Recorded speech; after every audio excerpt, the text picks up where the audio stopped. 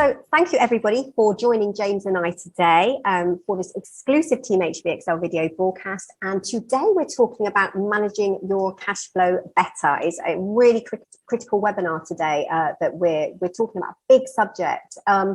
So if anyone is being kept awake by worries about managing the money in and out, the paying the next bill, this is definitely a webinar for you. So just to introduce myself, I'm Joanna Mulgrew and I'm the Managing Director here at HBXL. And I'm chatting to James Powell from Comera Professional, and he's part of the accountancy arm. So welcome, James. Thank you for joining us. Good to be here, Jo. Thank you. And James is a chartered accountant, and he has tons of experience helping smaller businesses and large businesses with their kind of accountancy and finance concerns and woes, and obviously helps try and assist businesses become the healthiest and most profitable that they can be, as I'm sure all your businesses deserve to be.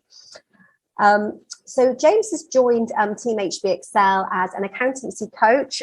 We've got 4 coaches on Team HBXL. They're all absolute specialists in their respective fields. So we're delighted to have James join us as one of those.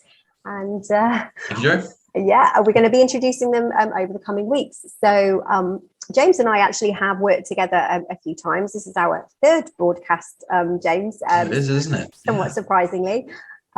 We did a fair number, I think, in our previous conversations. They were during the pandemic, the COVID pandemic. Yes, yeah. Yeah. And a lot of discussions on funding that was available and the like. Yes, yeah, because it was certainly very challenging for lots of firms when they had to, properly down tools over 2020 and I guess partly affected in 2021. Obviously, the consequences of that period have been pretty significant for the industry. It's really challenging for builders. Although, having said that, many are really, really busy into end of 2022 into 2023. Taking on lots of work, booked very far ahead, but that in itself, I think, presents some challenges. Builders are juggling a lot, multiple jobs on the go at the same time. Got to factor the long lead times on everything. Obviously, labour is challenged as well at the moment. Very significantly rising inflation, price of diesel going up. It's not going to help with the vans and driving here, there, and everywhere. And I guess unless you've been living under a rock, you'll have been feeling that surging inflation and all the comments from the Bank of England on that, and interest rate rises. I mean, from a building estimating and quoting perspective, and I could talk about this for forever, to be honest, and I have done on a few webinars, is one of my pet subjects, and we'll give you details, listeners, about other forecasts where we've been discussing the impact of inflation on estimating and your firm generally, and perhaps how to address that. But that's not the focus of today. But quickly before I move on, actually, I want to give a shameless plug, if I may, to Estimator Express. Now, many people listening to this are going to be an Estimator Express user, software user, because this is an exclusive broadcast for software users. And I hope people listening know that you can choose for the software to automatically add inflation to the cost of your job or not. So the software produces the basic cost, the job cost today, but you can also produce cost reports and quotations for your client, which include the inflated price. So if you're starting a job in 6 months' time, or you've got a particularly long job where inflation is going to rise over that, you've got 12, 18 months housing development, for example, 12-month housing development, get my teeth back in, you need to be very cognizant of inflation. And obviously, if you don't allow for that, you're basically neutralizing the profit you're going to make on that job or jobs. So it's a dangerous game to quote today's price because it's going to be instantly out of date. So job start date prices are for me what matters. But as I say, I need to move on. I can get on my soapbox on that. So I wanted to start before we get into the nitty gritty of cash flow by just talking about organisation. For me, organisation is key to running any business, not just a building company, but it's particularly important with building because it's quite a high risk game, I guess. There's lots of money, large sums of money, in fact, moving about between what you're paying suppliers and what clients are going to be paying you. So you can get quite exposed quite quickly, I guess, James, in construction, which is perhaps slightly different to other industries. And I guess there's lots of unknowns about when you're going to be paid as well. The same with any sort of business that involves heavy kind of monthly purchases that aren't fixed, for example, materials purchases. I'll talk more about that in just a second, but yeah, very much so. Yeah. So in construction, then there's no getting away from, you need to have a tight grip on finances. And at HBXL, we talk to builders every single day. And obviously nobody starts a building company thinking, oh yes, I must sit at my desk number crunching and fiddling with spreadsheets. No, that's what we're here for. That's your job. That's our job. Yeah, we start the company saying, great, I'm going to spend all day on Excel. Yeah. There's got to be someone in this world that likes Excel. So that's you, James. But it is, in fact, a really big part of a company, a building company owner's role, like it or not. And it can be manageable and I guess a bit less painful with some initial planning.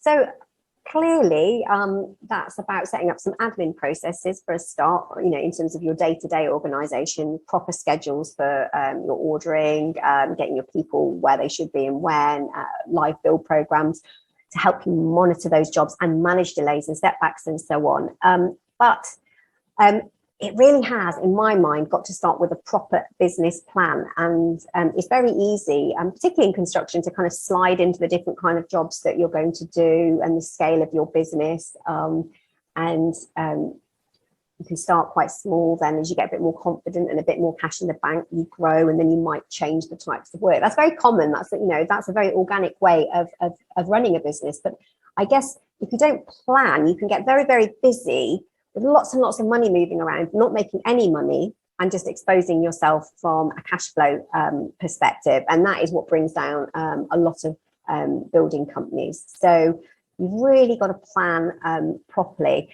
So we're talking obviously daily plans, weekly plans, monthly plans. And my particular thing in our business is, as managing director, is the business forecast. That's the big one. But before I get to talk about the business forecast, I'm going to have to hand over to James for a minute because he's who you've come to hear, and I've been hogging things.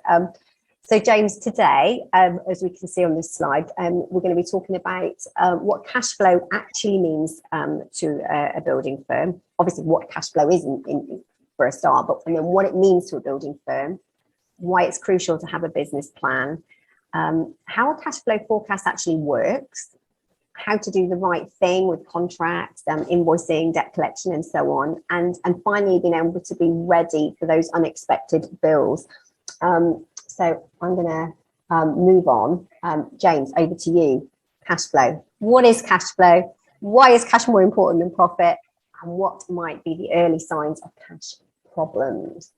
Thank you, Joe. When we talk about cash flow, it is very much the physical reality of what money is coming into your bank account and what money is going out on a daily basis, a weekly basis, a monthly basis. It's knowing your bank balance, also, how many physical notes do you have on hand, and also what the concept of liquidity, this is the fancy term that we use, which really means how much cash do you have available at any one time, which can be made up of the money in your bank, and also do you have a drawdown facility or any short-term loans you can access. Essentially knowing at any one time, this is what I can afford and this is what I have to put off. With is how it compares to profit. They're both, of course, very important, but profits, it can be a very long-term, almost nebulous concept compared to the reality of your daily cash flow. For example, a quite large area where cash flow and what we would call profit might differ would be if you made a large capital purchase, say a van, some machinery, that sort of thing. Now, from an accounting point of view, that would be an expense over many, many years. Each year, you'd say, 20% of my van cost is going to go through my profit and loss. Yeah. But it doesn't change the fact that on that day one when you bought it, you handed over £10,000 of cash or however much it was. Yeah. There's other sort of examples as well. If you sell something on to a customer on credit, you'll recognize that sale on the day that you make it, but you might not get the cash for, maybe a couple of months, depending on the payment terms. Yeah, yeah. Other things as well that maybe are cash expenses but don't count as something in profit and loss would be, for example, VAT, which is perhaps a quarterly cash payment but has nothing to do with your profit and loss for the year because it's not classed as an expense or income.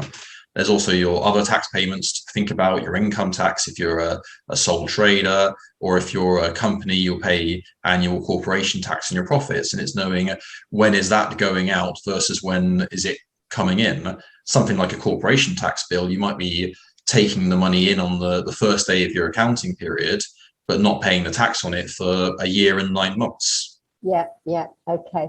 So it's carrying those payments, so you don't have them popping up unexpected Yes. next year or even the year after, what you were saying there. And I think that is where people can come unstuck, where you've got some quite significant, I guess, unexpected bills, although they should be expected because you should be obviously earmarking those. And I think in ideal terms, one should be putting a percentage of that money aside for that corporation tax. In ideal terms, yes, you could do that with every transaction, but in reality, that's probably a bit too much fuss. We'll talk about kind of cash flow planning and how to avoid these pitfalls. But it's a very important concept to understand, sort of cash management and liquidity, because it represents your ability to make payments right there, right now. If you can't pay your staff, they won't stay around. You can't say to them, sorry, everyone, I haven't got the cash to pay you this month, but I'm sure you can hold on. It has been the downfall of many companies. That's kind of often been their end stage. Similarly, if you can't pay your suppliers, you won't be able to complete your projects. It happened in the past where companies which were on paper quite profitable didn't make it simply because they ran out of cash. A famous example, which we briefly discussed before we started recording, is the case of Carillion. And whilst there were a number of very large factors going on there, one of the most basic is simply that they ran out of money and they couldn't do their forward contracts. And I'm sure everyone here remembers that when it happened, because it did certainly send ripples throughout the construction industry. Which is one that, as you've touched on it, cash management is particularly important here, because in a business like mine, for example, our primary expenses are monthly salaries and subscriptions and the like. So we know there's going to be a day of the month where all our money goes out. But in something like construction, you're having to make materials purchases and the like at any time. And if you can't purchase it on credit, which again, all you're doing is pushing it back a month or two, you still have to think about it then, about how you're going to pay for it. But if you have to pay for it here and now and you can't get it on credit and you haven't got any money, you can't do your job. So I guess this just makes it really very stressful to run a building firm, doesn't it? Because you've got this constant juggle. And I think this is where, without giving you guys too much of a plug, but what you can do to help is to help organise and structure the builder's thinking in terms of his business forecasting, but also his cash flow forecasting, so that he's got a way of managing that. Or I guess in some cases you guys can do that for the company, so that you can be taking that stress. So all invoices, both sales and purchase invoices, go into your organisation. You're effectively doing that modelling and with a view of what's going to come in, what's going out, and can kind of flag this so that the building firm owner isn't doing this themselves, which I think would be an incredibly stressful thing to do. One of the things that I was talking about with Simon Lazarus of the Better Business Group, who's one of the team HBXL coaches, as you know, James, and we were saying that one of the companies that he's coaching was saying that I'm doing probably about 80 hours quoting a month on top of his normal job. And I was working that out, and I was thinking that's about 2 weeks of overtime if you were employed by someone else every single month, without all of the accounting stuff that we're talking about today. Doing it by hand, which is 10 times harder. Crazy. So I think the processes of obviously slicking up your quoting and your estimating, and then getting that output, that export of your estimated costs, including inflation, including the VAT and what have you, that then allows you to kind of pick that up, export it to accounting software, or provide it like to somebody like yourself, so you can say, right, okay, well, I can see you've won this job. This is when it's going to start. This is what's going to be coming in. This is what's going out based on what you're projecting. And then you can then obviously assign all those costs to and sales invoices to those jobs as they actually come in. And I guess that way as well, not only are you staying on top of things from a cash perspective, you're actually seeing what jobs are profitable. And as we were saying before about Carillion, it's interesting to consider that even the most profitable company can come unstuck if they don't have the cash to pay, on any given day when the bills come in. They can, but the opposite is also true. There are companies, many of them, particularly startups for their first few years, that might not be making any profit, but as long as cash is coming in, then they will eventually come around, or you hope that they will. The first few years, profit isn't really, for many companies, isn't even a factor. It's just a number on a page that comes up once a year. What actually matters is, do they have money coming in that they can use to continue their work until they do become profitable? Of course, it's not to say that profit and cash are completely unstuck. Of course, they are. One does affect the other, and you would hope over time the profit that you make would represent more cash in the bank than you had this time last year. But when we talk about cash flow and cash management, we are very much talking on a day-to-day, weekly basis. Making sure there aren't any points where you can't pay, any danger points, and knowing how to prevent that and how to plan for it. Well, I guess it will sound a little bit daunting to everyone, and if they don't be put off, keep listening. And of course, at the end of this chat, we'll give you details, everyone watching, about how you can contact James directly about any of the points raised here or any concerns you've got about your own business. And as a business coach for HBXL users, you've got an hour's free time with James to talk through your own issues and concerns, and indeed how James and co can assist if it's relevant. So that's entirely free of charge. So why the heck not? James is a very nice chap. He's on the website. Yes, indeed. And we'll put details up at the end of the session about how you can book in. You'll get a booking form link right at the end. So hang on till then. So next on our list is the planning. So in my view, I see running the business on a financial perspective from two sides. So one is the business plan, or the business model, you might call it, and that's the grunt work usually done in Excel to kind of plan the business and what you're trying to achieve over the next 1 year or 2 years, 5 years.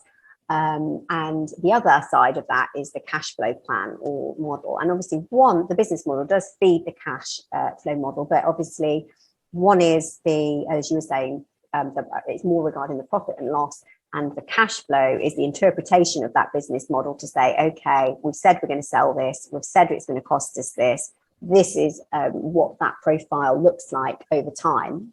There is an interpretation of that model.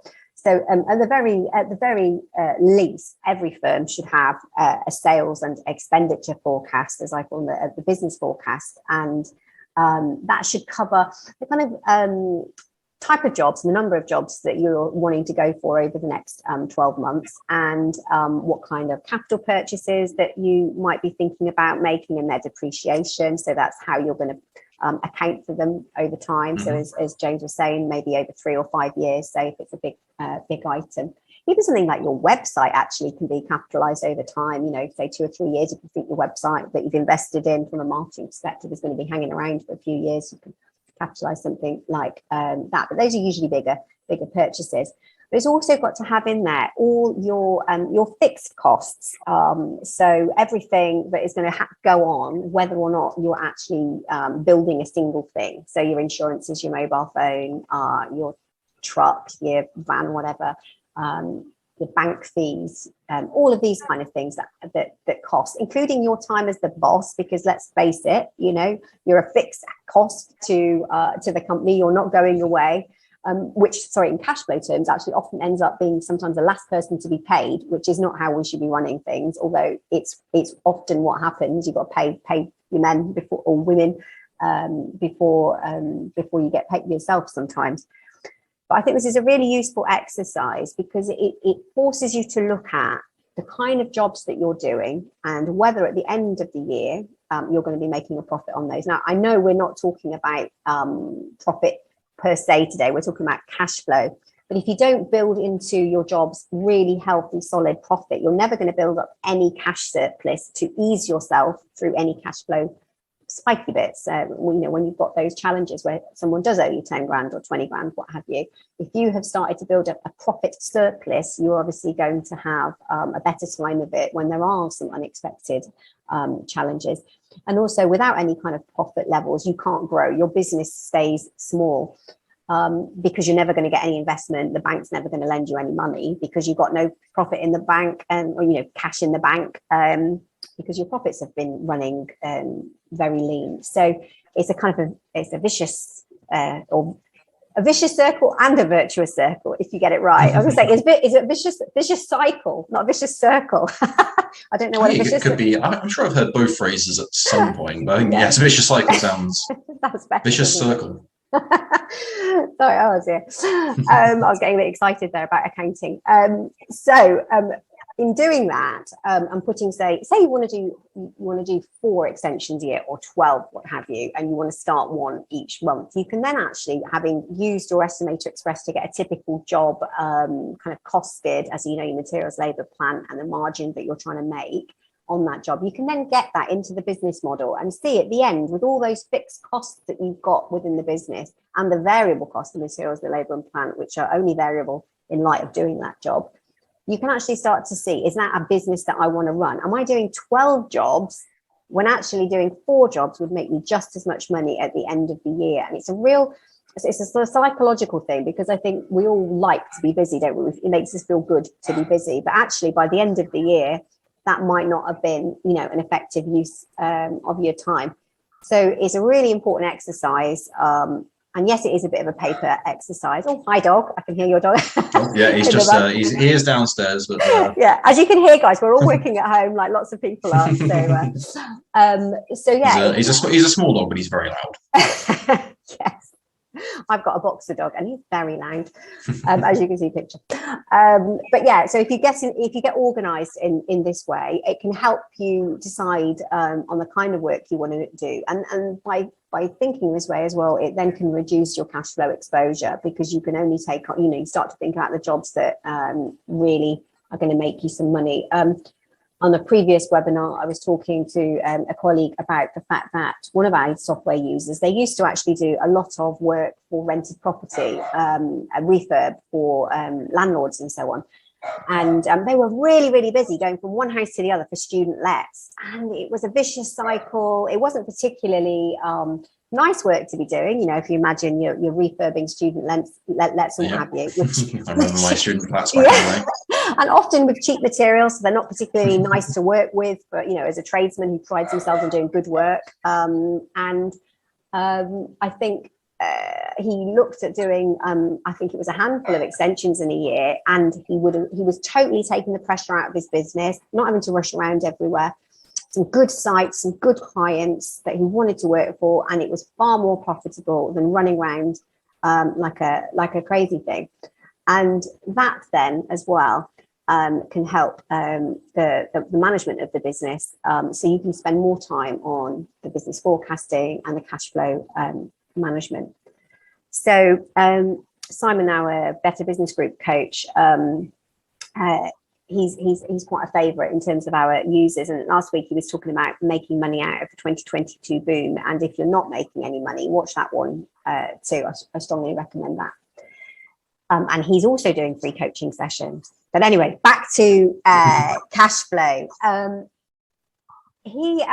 Sorry, one more point actually before I move on. He often feels as well that builders are charging not enough. He thinks that builders often feel that they're cheap because they are expensive because they lost the job, and that's a very default response from a client. No, I haven't given you the work, you were too expensive, which then means that the builder thinks, well, if I'm quoting another job in the future like that, I need to go in a bit cheaper because I was told I was too expensive, when that is quite a stock answer from a client. So when you're doing that business forecast, having a look at those jobs and say, it might be that there's only 4 in there, and you think, well, you know, that's making a decent margin. But if you eked up the price of each of those jobs, your sales price, by 5%, 10%, would you not get that job? Would you not win it? Because of that 5-10% price increase, A, is going to end up impacting your P&L, your profit and loss by the end of the year. But it also really helps with your cash situation, because for that same cost within the business, you've got another 5-10% surplus cash floating around in the business. So anyway, that's a nice segue, I think, from the business model to the cash flow position, because from that business model, as we're saying, your cash flow is going to start to emerge. So there's a business forecast template on the HBXL website under useful info, and it's a file called your business forecast, so you can get that. So the cash flow, and as far as that's concerned, you're literally taking the costs, I guess, that are in your business model and mapping them to the cash flow, and then mapping the timings of when all those ins and outs are going. So James, perhaps you can expand on that for me, and if there anything that we should be particularly considering or worrying about when looking at cash flow planning. Of course. Well, when we talk about cash flow planning and forecasting, what we're talking about here is essentially a document that where you try as best you can to determine the future. Yeah. You list it out for so we'll go through this in a bit more detail in a moment, I'm sure, but in its basic form, you have maybe a column for each upcoming week, and then what you expect to have coming in terms of cash money, what's cash is going out, and where does that leave you with your actual position? How much money do you have each week? The starting point is, you might build in all of your fixed costs that you touched upon, Joe. So each month, do you have salaries going out on a certain day of the month or day of the week? Do you have your insurance payments, your subscriptions, your phone, your internet, and so on? Are they all on fixed days? Yeah. If so, usually they are, of course, because they're monthly bills. So you work out where in the month that falls, and then you can put that in for this cash expenditure for the particular week when it comes out. And then you can begin to populate it with your more variable costs and incomings. So money coming in from customers, money going out to suppliers, as best as you can tell. And it's important to consider different scenarios. For example, if everyone pays on time with no issues, and I'm allowed the maximum credit terms that I want, how does that impact things? What's the worst case scenario? If the customer doesn't pay or pays late, is there any point where that's really gonna leave you in a bit of a bind? And also consider from that, where are your expensive times, not just of the month but of the year? So when does we've talked about VAT, when does your CIS payments go out? When might you be making a large amount of purchases, maybe to start a project? Yeah. And you can go through all of these things, and if you forecast it as accurate as possible, you better see oh no, this week I'm not going to have enough cash. What can I do differently? Have a look at the purchases that you forecast. Think, am I buying the right amount of materials, or am I buying too many and having to store them, which might not get used, and that's a cash expense that you're not necessarily going to get back as income. Is there anything that you're paying for that you don't need to? Anything that you'd cancel? Are there any areas where you could maybe find savings? Can you shave 5%, 10%, 15% off of something? And also consider always, we talk about the difference between profit and cash. How are these ideas being reflected of how they affect the actual cash going into and out of your bank? Okay. There are options you can take, of course. We talked about capital expenditure and how you might spend X amount on a van, as an out-and-out expenditure, but only have the profit or the expense for it over a number of years. But what if you were to lease a van instead? And then you might be having monthly cash payments rather than a single large upfront one. There's many different examples. Do you negotiate with your suppliers? Try and reduce your costs there. And you can also negotiate to a point with your customers, not just in terms of how much they're paying you, but when they pay it. If you offer them, if you need cash brought forward for a particular expensive week, could you call up a couple of customers and say, look, I will offer you a discount for early payment? Okay. Of course, sorry, Joe. I was just going to say, lots of this is about being organised, isn't it? It's about knowing what's coming up, because you can walk into this. If you're having a sensible dialogue with your suppliers, for your customers, then that's one thing, isn't it? But if you're just walking into it blindly, you're going to get real challenges. You can't just get on the phone and say, can you pay tomorrow? Yeah. Ultimately, what we're talking about is, as you say, organization and knowing at any point what cash do you have available. Are you able to keep up with all your payments? And if not, what problems is that going to cause? And how can you fix them? And how can you get yourself in a better position? Which is what cash flow forecasting is all about. Yeah. I guess it's worth saying as well at this point that if you get it wrong, you know, someone like your supplier, they can work with you. You can if you get a good relationship, that is, with a local supplier, for example, because they're almost like an extension, aren't they, of your kind of credit facility, your loan facility. And the more you pay on time and are in dialogue with the supplier, the better your relationship will be, the better the credit that you should receive over time. If you don't pay on time, it's either not going to be available to you for the next supplier, or your existing supplier is going to kind of clamp down. So it's really important to be having that conversation with them. And I think another thing just on that, in terms of ordering materials and getting best prices, is to be having kind of holistic conversations. I know like lots of builders like to kind of like, that they carry in their head, you know, I know the price of cement, I know the price of like bags of sand, cement. Sorry, I've said cement already, but sorry, sand and cement. But in an entire estimate, actually, they're probably not necessarily going to make such a significant difference on the bottom line.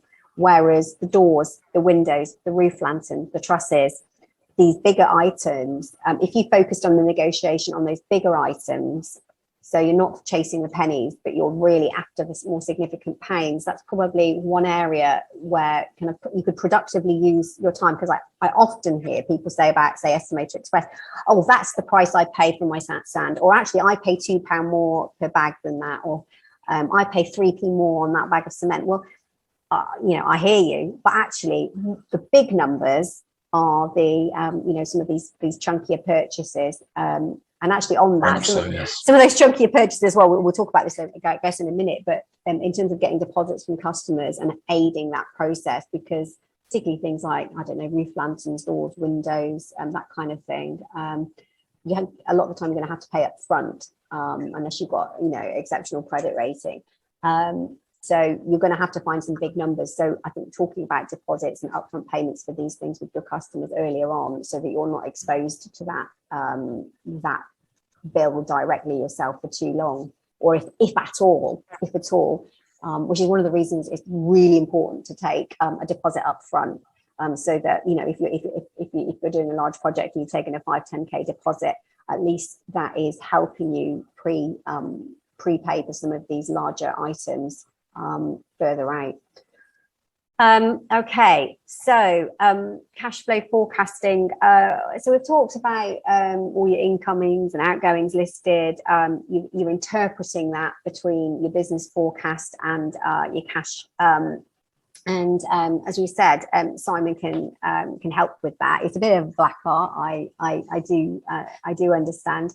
And we'll be providing some forecasting templates for you guys on this as well. But James is the expert in this, and he's got the time and to assist you with that. So I'd recommend that you have a conversation with James after this to see what they can do. Because obviously there's two sides to the accountancy work that James and the team do there. Obviously, one is helping you manage your P&L, your profit and loss, and do your accounting, your monthly or quarterly accounts as you see fit. But they can also then do that cash flow planning work with you and helping you there.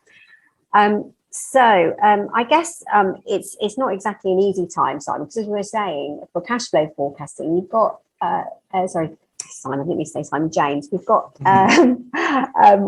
got this kind of fairly turbulent time with really big lead times, say 16, 18 weeks on some items, and you know the builder having to fork out for those before he's even started. And you can imagine a scenario, say you're doing a nice big extension project, and you've got to put this order in for 16, 18 weeks out, a roof lantern.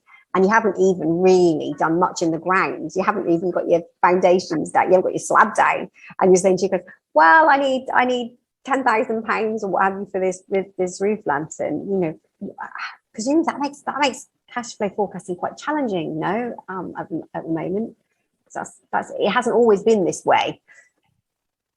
I'm putting you on the spot here.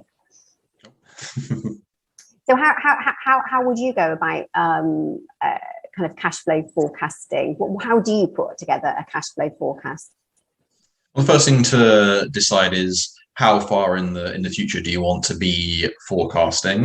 You've got to kind of trade off information that's going to be useful and spreads over a period of time so that you can see ahead, but also not going so far that it becomes very difficult to guess or estimate, because there's very little point in doing a forecast if you can't come up with some idea of what needs to be in there.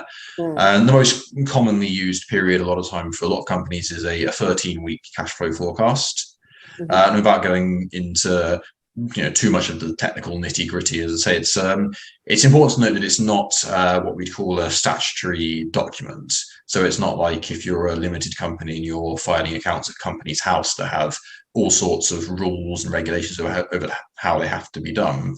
A cash flow forecast is an internal document. It's a management accounts document, which means that you can lay it out or set it out in whichever way is most useful to you, as long as it provides information that you can use and does so accurately, or at least as accurately as any forecast can be. So as I touched on, the way to sort of begin is, pick your period of time, we'll say 13 weeks for now, and think, so for each week, what fixed payments do I have going out? When do I pay staff salaries? When do I pay for the water bill, the electricity, and plug all those in? And they'll be hopefully fixed and regular, won't be moving around at all. And then say you then think, right, so for each week, what money should I have coming in? When is this customer paying me? What new jobs do I have I'm taking on that I might take a deposit for? And then you can plug all those figures into it. It is simply a case of going into Excel or whichever spreadsheet software you use and just listing it down. So you'll have along the top, you'll have sort of, week 1, week 2, week 3, and so on. And then down the side, you have sort of, staff payment coming out, insurance coming out, buying materials for X project, and take the figure, take the cash figure, the expenditure. Remember to include things like VAT and the like. Yeah, that's and you important, simply, isn't it? That's very important. You can't forget your VAT, because that is actual cash coming in and going out. And then you just go along the columns and say, right, this purchase is coming out in this week. Type it in, and along the bottom you have your starting bank balance. What money do you have in the bank today? And then for each week, you simply increase or decrease the bank balance on the bottom row by however much money is going out and coming in that week. Yeah. And then you can see at a glance, is there any point where, oh no, I'm not going to have enough money? Yeah. So are you saying that you'd have 2 columns then in for each week? So you've got your target ins and outs and your actual ins and outs. Is that how you do it? So there would be a separate document that you would produce from the forecast. Yes, you're absolutely right. So when we do the forecast section of it, that will just be a column for each week in the future. And then when your current week is over, you take that week out of the document, put it into another one, simply copy and paste, and then delete it and then add another week on at the end. So you're always seeing 13 weeks in the future. But each one that you take out, you can then absolutely say, right, what did I think was going to go in and come out, and what actually happened? Yeah. Yeah. And if you do this as an ongoing exercise, you can stop and think, are there things that I'm commonly getting wrong? Are there payments that I'm always thinking going to come in this week, but actually they arrive a week or 2 later? Yeah. And then how does that affect things, and what can I do about it? Yeah. So it really helps you identify any misjudgments that you may make. Yeah. Now in terms of what we can do at Comera is we can work with you to build this document. We can create templates that show the information in the way that you would want to see them. Now, obviously, it's something of a working together type thing, because you'll need to explain to us what your costs are when they come out and when you think they will. Yeah. Yeah. And then we can get an idea of how to set this up. And we can do it on an ongoing basis, of course. We can work with you to each week update the document, make sure it's going live. or we can provide you a template and some instructions and say, here you go, here's how you use this. Great. The hard part, the time-consuming part, it sounds much more intimidating than it actually is. The difficult part is just the setting up in the first place. It's the sitting down and going through your costs and putting them into the first version of the document. Yeah. Once you get in the habit of just each week, take 1 week out, add a new one in. It's, assuming you've got a good idea of what's happening in your business, it's a few minutes. Yeah. So I guess you need to allocate, if you haven't got someone who's kind of in financial admin, or you're not using somebody like James in the Comera team, that you set aside, an hour or two each week to be looking at that. And I'm presuming that most, are going to be opening envelopes of bills or email bills and what have you each week and seeing what's coming in. So you should have a reasonable idea, but it is another job to do. So I guess somebody like James would be good. Here at HBXL Building Software, we have an internal management accountant that does it. It's not something that, say, I do, and she has a finance assistant to manage all the payments coming in and out and getting them allocated. And actually, that's an important thing I did want to add actually, James, is this job allocation of invoices in both sales and purchase invoices. To really understand the jobs that are profitable, I think I was saying that earlier when we talk about the business forecast. If you don't match your invoices, sales and purchase invoices, to an individual job that you said you were going to, you're never going to know how much on that particular job you're going to make, because there's no allocation. If you're just saying, well, yeah, I billed these and I was invoiced this, you never have a sense of what jobs are really worth doing. So that it adds to the busyness, the busy fullness, when you haven't got a really good sense of, well, certain job types, council work, local authority work may or may not be making you any money. But if you're doing some premium residential extensions, you tend to, a bit like the gentleman I was talking about earlier, running the business that was doing letting refurbs versus, actually just doing a few residential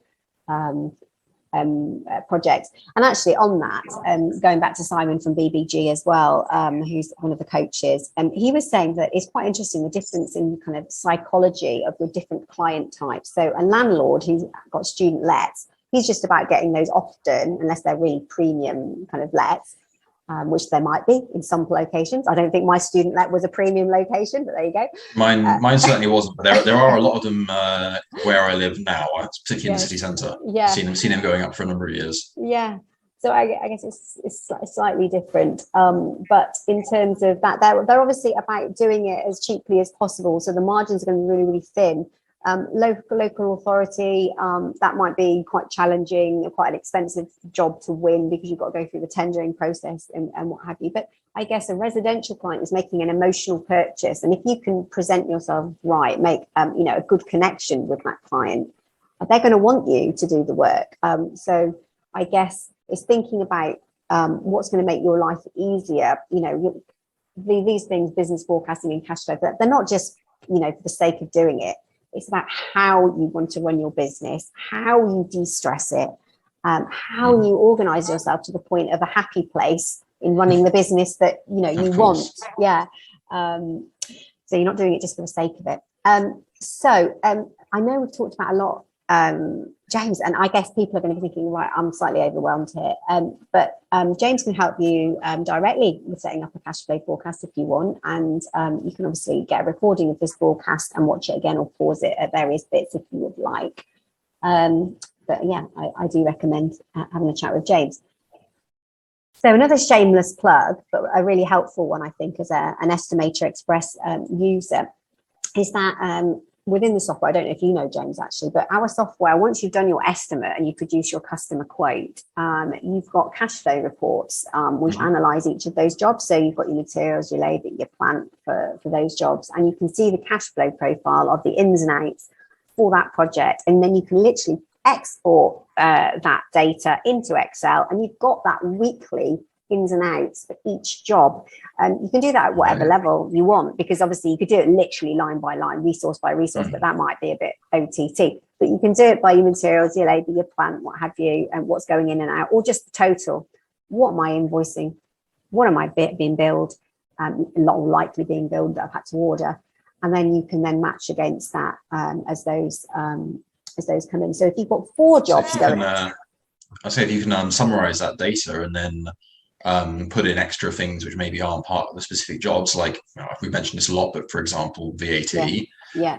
If you can plug those in, that effectively is a cash flow forecast, as long as you've remembered to include everything that is coming in and out as money, including your overheads as well. Yeah. Which I think is something that gets overlooked sometimes when you're considering the margin on jobs. You're thinking of your gross profit margin, so your cost of goods sold and your purchases versus the money coming in. But also you have overheads as well. Yeah.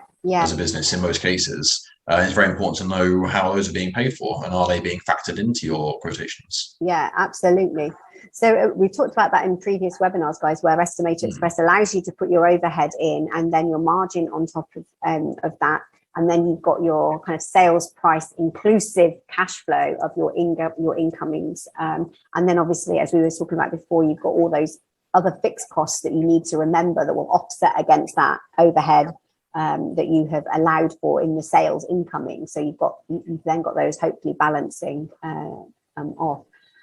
So don't be tempted, guys, to just slap on 15-20% to the job costs and say, right, that's my quote, because you shouldn't be. I know this is a 101, but you've got your job cost, then allow at least 15% for your overheads. If you've done the business forecasting spreadsheet, you'll see exactly what your overheads tend to be as a percentage of your turnover. But if you haven't, 15% odd is probably a good shout for a building company, and then your margin on top. So do use those bits of the software if you've got Estimator Express already to do that. So use the export of your cash flow from Estimator Express into the cash flow forecast itself that you've got the rest of your business costs in. So that's all well and good. And if you haven't used Estimator Express, I'd say perhaps have a think about using it, because if you're not including everything, obviously your cash flows out. If you're just guessing at what those costs are, I mean, obviously there's an element of estimating your cash flow. You know, we don't know for sure what's going to be happening on what exact day. But if your underlying base estimate is wrong in the first place, your cash flow and everything else is going to be out. So make sure that you're estimating correctly in the first place, and giving yourself a little bit of a buffer with the wastage and the allowance for breakages and that kind of thing, because that you're probably going to need. I don't think many projects come in well under budget. And obviously, being out with latest prices as well, you might have estimated it correctly, but as in the quantities of everything, but actually the prices of things have moved under you. So it's really important as well to use that inflated price in your cash flow, not today's price, because you're going to get unstuck in 6-12 months when you get the bill for stuff. And of course, it's the builder's job, you guys listening, to bring that project in on time and on budget. The build program with an Estimator Express can obviously help you with that, because it's going to help you with the project management, sequencing those tasks that you've got. And because that build program's plugged into the lead times, that's obviously what feeds the cash flow. So it says, right, as long as my build is going like this is the cash flow profile. So keep using that build program to keep updating your project, and then the cash flow will obviously emerge automatically out the back of that. So that in itself makes cash flow forecasting quite a lot easier. So we've talked about planning, we've talked about forecasting, and if you're following to now, you're well on your way. But here's a big question, a big part that the challenge for builders is about not getting paid and on the right day. Obviously that causes grief. James, what would you consider to be a best practice when it comes to getting paid? Well, the first thing is to agree at the outset when you're going to be paid. Yeah. Is it going to be an upfront payment all at once? In which case you have to make sure that you're allocating that payment correctly, that cash correctly. You're not just kind of spending it on something else and then running out of money when it comes time to make the purchase for this project. Yeah. But in many cases, it will be maybe, for example, paying a deposit and then paying in stages. Yeah. So you need to agree up front, right, when are these being paid? Yeah. Make sure that is agreed, that is signed off, that is in a contract, and be aware of what mechanisms are in place to enforce that. Mm-hmm, if payments are late, what recourse do you have? Who can you speak to? How can you make sure that they come through?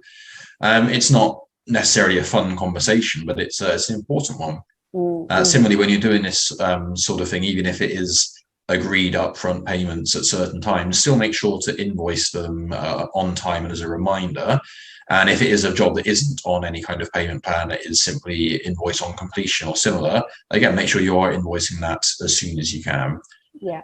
Again, we touched briefly before on whether it's worth considering an early payment discount. Mm-hmm. Is it worth sort of getting in slightly less cash than you were expecting in exchange for getting it sooner and knowing that it's there? Yeah. And ultimately, the last thing to think about is if payments aren't coming through and there's nothing agreed up front as to what you can do about it, what is your escalation process? How do you chase people up? What's your credit control process? It's not a conversation anyone ever likes to have, as I say, but unfortunately, you've got to make sure you're getting the money that you're owed. Yeah. And when you've got all this planned out and you have your mechanisms in place and you know when, at least in theory, your money should be coming in, you can then consider that against when your purchases need to go out. Because it may not be the case that you need to buy all of your materials up front. It might be you can say, well, we're not gonna need this until week 7 of the project, for example. So we don't need to worry about that now. We can think about the payments for that later. But will I have enough money at that point? And this is what the forecast is for. Ultimately, it's for identifying the points where you may not have enough money and give you the information to fix that. Yeah. So I guess 2 things occurred to me very briefly then. So this 13 weeks, this magic 13 weeks, I mean, at HBXL, we work for it to a year's forecast. That's because it's quite known what's coming in. And of course. 13 weeks is, as far as I'm aware, somewhat arbitrary. It's just become something of a standard that everyone uses because everyone understands it. And I guess you've got a quarter's view, 3-month view, and a week for anything to come in after your quarter ends, so you can see what's, I think that's probably why you've got this extra 13th week. It's just to see what comes in late after, and once the bank is settled with what's gone in and out by month end. So that was one thing. And the other thing was to say about retentions. I mean, I know some contracts have retentions in them. I would suggest that from a cash flow perspective, that you tend to plan that those retentions aren't going to come in. So in cash terms, they're a bonus when they do land.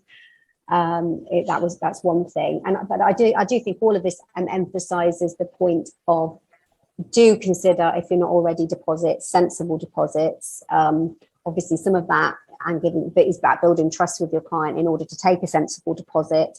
Them to understand what is going on in the business and within the project, what you are going to have to order. So a lot of that is about communication. Don't surprise your client with this. Be very clear about it. And as you said, James, stage payments. Estimator Express will help with that because you can then take that job cost and create stage payment profiles from it. And then you can sync that with our contract expert software, and it will generate that automatic customer contract with a covering letter to go with it, with all of those stage payments in it. So that's a good way of managing it. I mean, I know one thing is on paper, the other is actually making it happen. But if you're taking such regular payments that you're not really that exposed for very long, maybe every week or 2 weeks, you're never going to get too far out. And as long as you've taken that deposit up front, you should always be on the positive side of things. So, and if you've got a customer that's really not interested in doing that, well, I would consider whether or not that client is actually good for it anyway. So be careful about, the customer. Okay. I guess, those delays from clients, the checks in the post, they don't tend to happen anymore, do they? Because it's all digital payments. It is. Payments. But making sure that you do chase, that's an important one, isn't it? Because I think if you're very, very busy, those things might tend to slide. So if you have somebody that's in credit control, that is by de facto sending those letters, getting on the phone, shivvying your client or partner or whoever along to get that bill paid, that's part of running the firm. You need to think about the cost of doing that and how you do it. And there are agencies that can help with debt collection as well. But professional outfits I'm talking about. I'm not talking about the boys. They'll send the boys. Right. I'm talking about one thing that you might consider is as well as maybe hiring a debt collection agency is you can also factor your debt, where effectively you sell it to another company and they are responsible for collecting it, and they give you a cash payment up front. It won't be the actual value of the debt, of course, because that's where they make their profit. Yeah. But it is a quick and simple solution if this is something you don't have time for. It's just saying, right, I'm going to make it someone else's problem and just take some of the money and go. Okay, and what was that called again, James? What's the type of company? It's called debt factoring. Debt factoring. Okay, well, that's an interesting one for builders to think about, because there's always going to be the odd client, and it can sometimes be one big client that you are reasonably assured of that owes quite a lot of money. So I think thinking about those stage payments is really important. Okay, so before we wrap up, James, is there any other tips you can give? Things to hit builders, unexpected bills. Can you think about how might they deal with them? What are the potential pinch points and so on?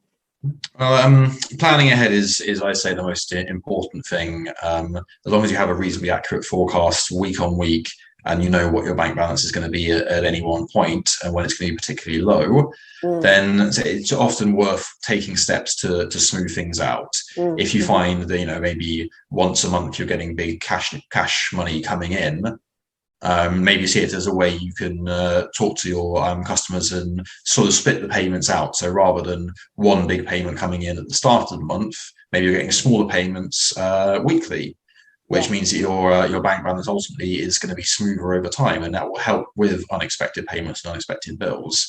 Yeah, because these things will happen, and as long as you have a buffer of cash in the bank, then you'll manage. You'll be able to pay that, and you'll be absolutely fine. But if it comes at a point where it's a week before all of your money is coming in and you're running at zero, that could potentially be a problem. And it's very similar, in fact, for businesses as it is for individual people. Yeah, I'm sure all of us who've worked a salaried job and so on know that feeling of 2 days before payday when you're perhaps not as flush as you would like to be. Yeah, it is similar with businesses. You have to know when your money's coming in and make sure you don't get to a point where you're running yourself dry waiting for the cash to arrive. Yeah. Okay. So I guess in terms of pinch points that might pop up, I'm just thinking about it from my perspective. Price rises. So materials rising over time. All the more important to be quoting the future sales price of that material, and making sure that you've got that factored into your cash flow in the first place. Not only obviously on the sales side, but on the cost side of that. Making sure, as I've said before, so I'm repeating myself now, that you've built in a level of wastage, it's effectively contingency on materials and plant and what have you for things going walkies, breakdowns, what have you, things being wasted. And I guess if you're always putting those, your incoming inclusive of VAT, you need to make sure that you are thinking about the other side of that, which is those outgoings. And if you have, what have you got any thoughts, James, actually, just putting you on the spot again? If people do come into a kind of a slightly sticky spot where their VAT is due, say, is there any recourse? Can you get on the phone to the HMRC? What can they do? Generally, yes. You can call them up and arrange it's usually referred to as a time to pay arrangement. Where they come up with a different plan for you, and maybe you can spread it over time, or just be granted a kind of a delay. Yeah. But it's done on a case-by-case basis. It's not something that you have an automatic right to. Yeah. You need to call up HMRC, and generally speaking, for all there's this sort of slightly nebulous fear of the tax man. They're actually they're fairly reasonable over there. They'd rather wait and make sure you're able to actually pay the money than not get it at all. Yeah, well, I guess if the builder is only their option is kind of going bust, I'm sure that the pragmatic HMRC man or woman would be thinking, they'd rather you were still around to pay tax in the future.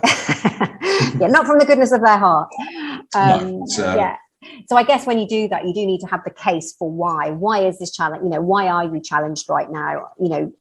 Don't just phone up without having given it any thought. You need to be able to say, this is the challenge I've come up against. This is why this is a problem, and this is when I will be able to pay it. So you have to have had a plan, a bit of a think before you pick up the phone. It's also worth knowing if this is something that anyone has done in the last couple of years, they need to be slightly aware that HMRC, because of COVID, have been a fair bit more kind of offering more schemes than they normally would do, and more allowances. Yeah. That's not to say that when things return back to normal, they'll be shutting up shop and saying, nope, no, I'm not getting any help at all. They will still absolutely do that.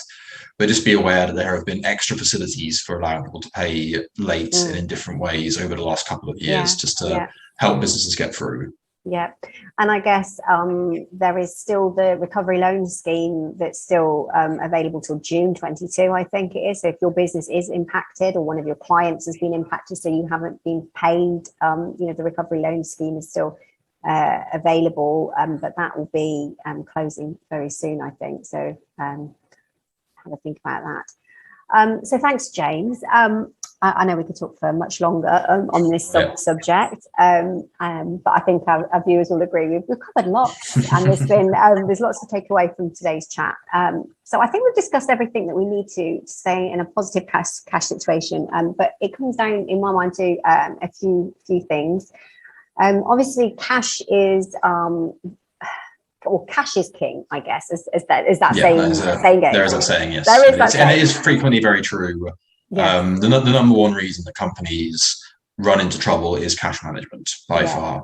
Yeah. So in some instances, it can be more important than profit. But obviously, you still need to be hitting a decent profit margin, but your cash flow can let you down, and that can be the downfall. So still ensure through that business forecasting and that profiling of the jobs that you're wanting to take on, that they are going to hit a decent profit margin. Because if you fly too close to the wind on every job, it's obviously not sustainable. And I guess charging a proper profit does protect you when things go wrong, or there's something unexpected comes up, as it always does in construction. And obviously making sure you're on top of your payments does allow you to become a trusted trader with your suppliers. It's critical for your credit rating, obviously. And if you're trying to grow your business, which many of you will be, some of you might be on your early of your organic journey. That is, a lot of building companies, it emerges and changes over time. But if you've got your eye on going into bigger projects, development work and what have you, you need a really good credit rating. So don't take that relationship with your suppliers for granted. Try and make sure you pay appropriately if you can, and then have proper dialogue with them about it. Because if you don't, and you get big black marks against your name, it's going to be more challenging to get finance in the future if you're trying to grow. And talking of growth, obviously good profits enable you to grow the business in the future, because you'll have a bit of cash surplus in the bank and will enable you to take on that first more substantial project. But I know cash is probably more keen to profit, but make sure that you are charging appropriately for the value of the work that you're doing. And as we've been talking about, making sure you're not spending more than is coming into the business. Clearly, I know that's cash flow 101. I know, but really do have a good look at that.